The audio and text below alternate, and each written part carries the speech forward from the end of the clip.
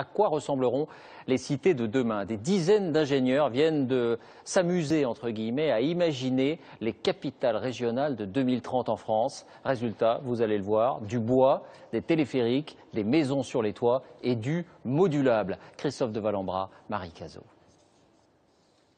Imaginez des modules préfabriqués suspendus sous les ponts du métro aérien pour offrir quelques logements supplémentaires aux Parisiens. Et pourquoi ne pas en glisser quelques autres sous l'arche de la Défense en plein quartier d'affaires, ou élargir les façades des immeubles pour gagner un peu de place. En urbanisme, tous les rêves sont permis.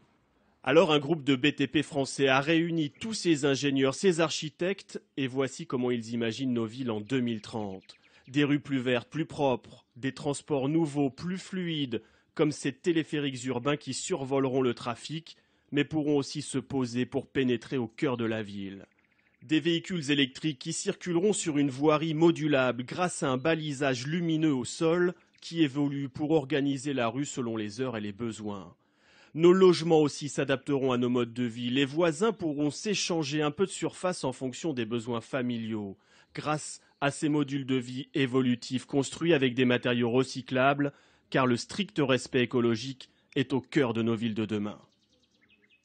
Nous avons imaginé en 2030 un contexte très alarmiste de pression sur le climat et les énergies fossiles qui nous oblige vraiment à penser notre métier de façon totalement différente. C'est un changement de nature et nous devons concevoir avec 100% d'énergie renouvelable, avec des bilans carbone neutres et sans pression sur les ressources naturelles.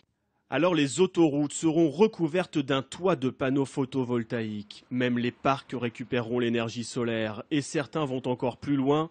Ce serait à la force du mollet suspendu à un rail que nous pourrions bientôt traverser nos villes.